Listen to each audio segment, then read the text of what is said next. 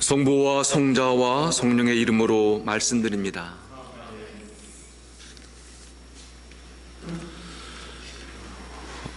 어제 어떤 교우 한 분이 저에게 문자를 보내서 주교님, 언제쯤 성당에 갈 수 있습니까?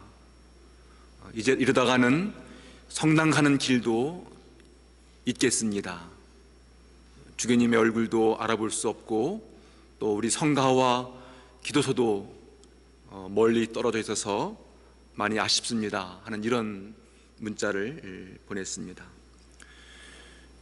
계절이 바뀌어서 꽃이 피는 봄이 되어서도 여러분들의 밝은 얼굴을 뵙지 못해서 아쉬움이 이루 말할 수가 없습니다. 정말 하루속히 얼굴을 마주보고 예배를 드릴 수 있는 날이 속히 오기를 간절히 기대하고 또 기도합니다.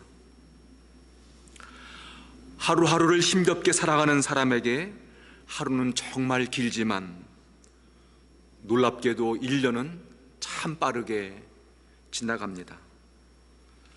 누구나 하루 24시간, 1시간은 60분이라는 시간을 평등하게 살지만 시간의 의미와 무게 그리고 가치는 사람마다 다릅니다. 무대가 열리기 전 연극배우는 어떤 마음으로 그 짧은 시간을 기다릴까요? 육상선수나 수영선수는 어떤 마음으로 출발선에 서서 그 짧은 순간을 보낼까요? 재판장에서 최종 판결을 기다리는 피고에게 그 기다림의 시간은 얼마나 긴장이 될까요? 시한부 인생을 살고 있는 사람에게 주어진 시간은 우리들이 일상적으로 보내는 시간과는 전혀 다른 시간을 보내고 있습니다. 큰 수술을 앞두고 병원에서 보내는 마지막 하룻밤은 우리가 매일 맞이하는 밤과는 전혀 다른 밤입니다.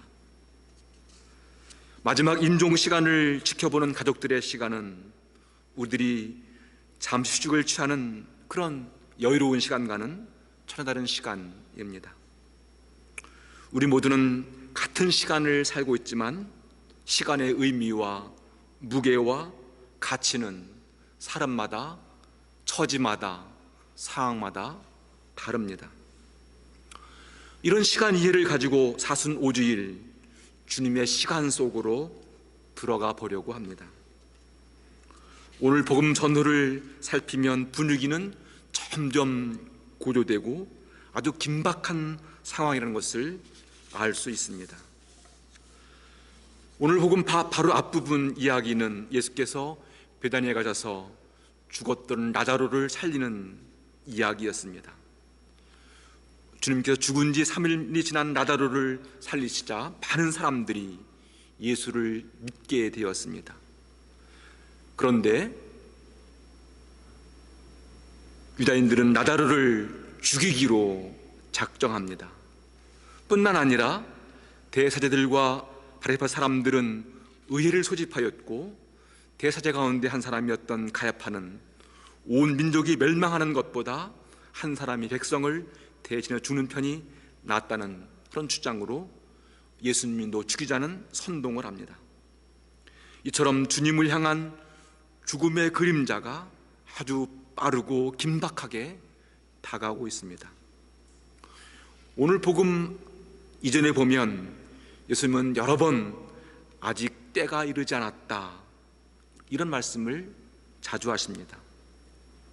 주님은 가나 혼잔치에서 어머니 마리아에게 아직 제 때가 이르지 않았습니다 이렇게 말씀하셨습니다. 보리빵 5개와 물고기 2마리로 5,000명을 먹이신 후에 사람들이 예수님을 왕으로 추대하자고 하면서 이분이 그리스도인가? 라고 물을 때도 주님은 아직 때가 이르지 않았다 하고 말씀하셨습니다.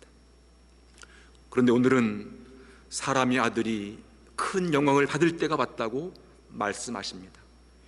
영광을 받을 때가 왔다는 말씀을 하신 후에 매우 상징적인 이야기 하나를 하십니다. 바로 밀알의 이야기입니다. 밀알 하나가 땅에 떨어져 죽지 않으면 하늘 그대로 남아있고 죽으면 많은 열매를 맺는다. 여기서 미랄 하나에 담겨진 의미는 무엇일까요? 미랄 하나는 아주 작습니다. 미랄 하나는 돈으로 환산할 수 없는 아주 무가치한 양입니다. 미랄 하나는 작은 참새의 배도 채우지 못합니다. 눈에 보이지도 않고 어느 누구도 주목하지 않는 미랄 하나입니다. 하지만 이 미랄 하나에는 생명의 잠재력과 놀라운 가능성이 숨겨져 있습니다. 미랄 하나에는 50개 미랄이 될 잠재력과 가능성이 내재되어 있습니다. 그 미랄 하나가 죽어서 50개 열매를 맺고 또 50개를 심어서 죽으면 2,500개의 열매를 맺고 2,500개의 열매를 심으면 또 12만 5천 개가 됩니다. 이렇게 10번을 반복하면, 아니 100년을 반복하면 그 숫자는 헤아릴 수 없는 놀라운 숫자가 됩니다. 이 모든 가능성, 잠재력은 오로지 미랄 하나가 땅에 떨어 죽을 때만 가능합니다.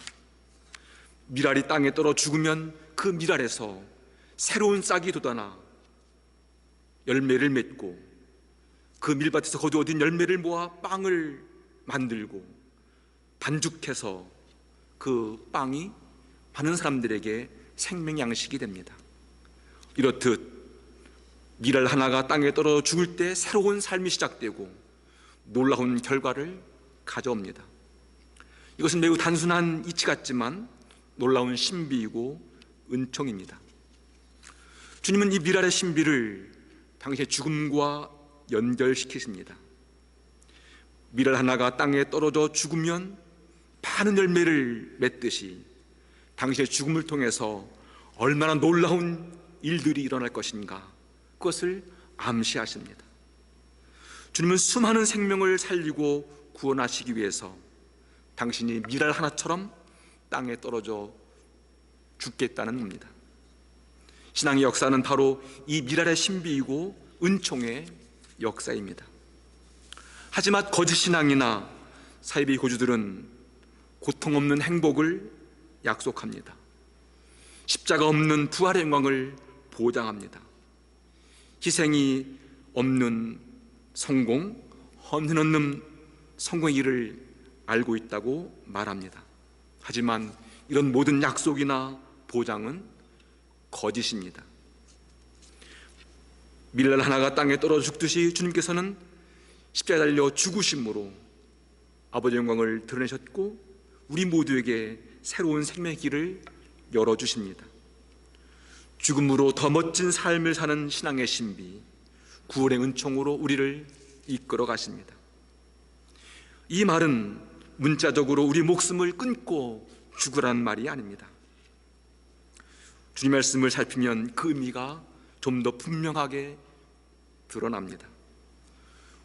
누구든 자기 목숨을 아끼는 사람은 잃을 것이며 이 세상에서 자기를 목숨을 미워하는 사람은 목숨을 보존하며 영원히 살게 될 것이다. 여기에서 자기 목숨을 아낀다는 말은 무슨 말일까요? 또 반대로 자기 목숨을 미워한다는 말은 또 무슨 말인가요? 어느 누구도 자기 목숨을 아끼자는 사람은 없습니다. 나의 목숨이 귀한 것처럼 다른 사람의 목숨을 귀하게 여기는 것도 소중한 일입니다. 우리 목숨을 아끼고 중히 여기는 것은 매우 당연한 일입니다. 주님 말씀을 미랄의 이야기와 연결시켜 볼까요? 미랄의 겉모양은 단단하고 반질반질 윤이 납니다. 미랄이 이런 상태로 자신을 유지하고 지탱하고 있으면 밀 안에 있는 잠재력이나 가능성은 발현되지 않습니다. 우리의 자아는 이런 미랄의 모습과 겉모습과 닮아 있습니다. 우리 자아는 내가 만든 가짜인 나의 모습을 주장하며 살아갑니다. 내가 나의 겉모습, 자아를 과대 포장하거나 자아를 숨기기 위해서 위선적이거나 이중적이면 우리 내면 안에 있는 참 자아는 제대로 숨을 쓸 수가 없습니다. 이렇게 자신의 참 자아는 갇혀 있고 겉모양의 거짓된 자아에 우리의 마음을 빼앗기거나 우리를 과대 포장하거나 위선적이거나 이중적인 태도로 살아간다면 하나님과 올바른 관계를 맺을 수 없을 뿐만 아니라 다른 사람 관계도 올바르게 맺을 수가 없습니다. 나의 이기적인 자아, 거짓된 자아가 죽어야 내 안에 있는 참 자아, 하나님의 형상과 창조의 영이 살아납니다. 나를 감싸고 있는 죄성이 죽어야만 비로소 내 안에 있는 참 자아가 살아납니다. 바로 그때 우리는 하나님과 올바른 관계를 맺을 수 있고 모든 이웃과도 진실하고 정직한 관계를 맺을 수 있습니다. 그리고 그런 관계를 맺을 때라야 삶에는 소중한 열매들을 맺습니다. 그리고 우리 자아가 기뻐 춤을 추면서 구원의 노래를 부르며 새로운 삶을 살아갈 수 있습니다. 얼마나 많은 사람들이 삶을 살면서 이 거짓된 자아에 자기를 죽이고 힘들게 살아가는지 모릅니다. 그렇습니다. 나를 감싸고 있는 이기적인 자아, 자기중심주의, 죄성이 죽어야만 새로운 하나님의 자녀로 태어납니다. 그럴 때 우리 안에서 구원의 기쁨의 샘물이 쏟아나고 구원의 기쁨을 노래하며 구원의 즐거움과 감격의 삶을 살 수가 있습니다. 이런 의미에서 거짓된 자아의 죽음은 우리 모두 하나님 안에서 새로운 관계로 태어나는 은총의 순간입니다. 우리의 자기중심주의가 땅에 묻혀야만 우리 안에는 잠재력, 가능성이 발현되는 창조가 시작됩니다. 이렇게 거짓된 자아가 죽어야만 새로운 탄생의 기쁨이 시작됩니다. 주님은 죽음의 세력이 당신을 향해서 다가오고 있음을 알고 계십니다. 그래서 주님은 내가 지금 이렇게 마음을 걷잡을 수 없으니 무슨 말을 할까? 아버지, 이 시간을 면하게 하여 주소서 하고 기원할까? 질문하기도 합니다. 그리고는 나는 바로 이 고난의 시간을 겪으러 온 것이다. 아버지 영광을 드러내소서라고 기도하십니다.